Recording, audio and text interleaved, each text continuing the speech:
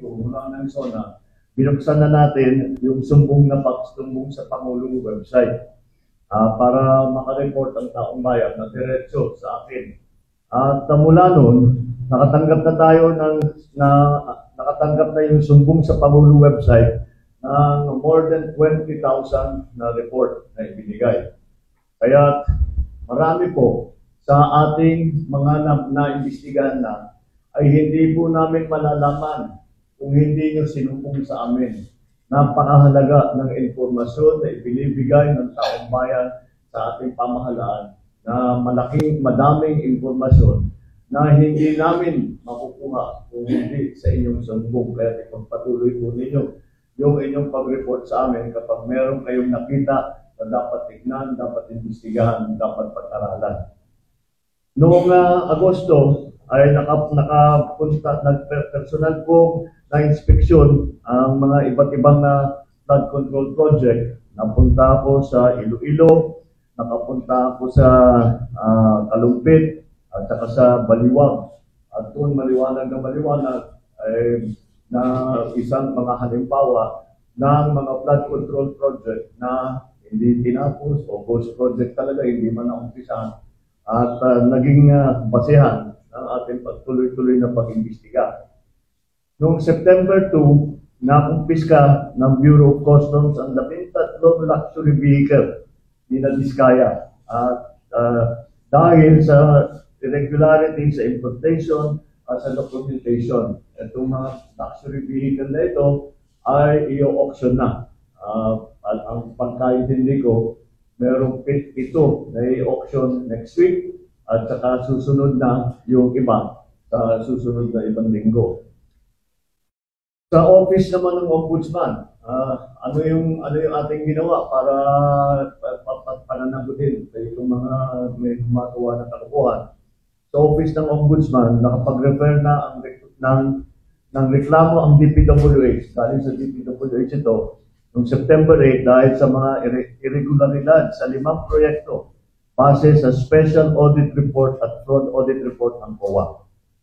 Mula sa ahensya ng DPWH First District Engineering Office, ang mga sangkot dito, sina Henry Alcantara, Bryce Hernandez, JP Mendoza, Paul Jason Duyan. Ang mga kinatawa naman sa mga kontratista, ang kasapot nila ay sa St. Timothy Construction, Wawa Builders, at saka Sims Construction Trading. Lahat ng mga pangalan na yun, matagal na natin naririnig. At ngayon, sila ay napatunayan, nakasabwat dito sa mga ginagawa sa mga flood control project na hindi tama ang pagka-bid, hindi tama ang pagka-kontrata, hindi tama ang pagka-implementasyon, hindi tama ang pagbayad. Isang buwan matapos na malunsad yung website, binuo natin ang Independent Commission for Infrastructure. Dahil nalaman natin matindi ang sistema ng korupsyon, hindi lang sa flood control project, kundi pati rin sa ibang proyektong pang-infrastruktura ng gobyerno, kaya ginawa po natin yung ICI. Yung ICI na yan ay para imbestigahan lahat ng infrastructure project na kailangan tingnan dahil may question kung tama ba ang pagkagawa. At ipapagpatuloy ng ICI yung kanilang investing. Na tuloy-tuloy naman ang trabaho ng ICI. Kung maalala ninyo, ICI is investigative. So tuloy-tuloy ang kanilang investigasyon. Kung ano yung finding nila sa investigasyon nila, ipinapasa nila sa DOJ at saka sa Ombudsman. Sa parehong araw, nagsampa ng kaso ang DPWH sa Ombudsman laban sa 20 opisyal ng DPWH ng Bulacan First District Engineering Office at 5 pribadong individual dahil sa paglabag sa Anti-Graft and Corruption Practices and Corrupt Practices Act, Revised Penal Code at Government Procurement Reform Act. Kasama dyan si Henry Alcantara, Bryce Hernandez, JP Mendoza at ang mag-asawang Diskaya. Mula naman noong September 15 hanggang November 5, ang Anti-Money Laundering Council, yung AMLAC, ay nakakuha ng 7 freeze order mula sa Court of Appeals. Saklaw ng freeze order na ito ang kabuuang halaga ng 6.3 billion pesos.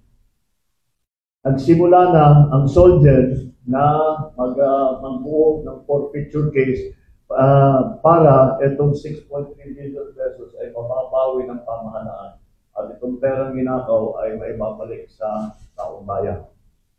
Saklaw ng freeze order ito, 6.3 billion. At noong September 18,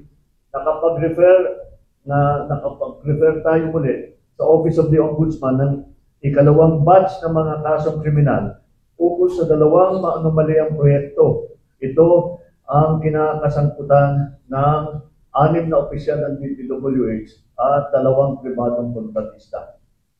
Dito yata pinanayan. These are the cases. Mula naman noong September 29 hanggang November 6, nagsumiti na ang ICI sa Office of the Ombudsman ng criminal at administrative cases laban sa 37 individual na konektado sa mga maanomaliang FCPs.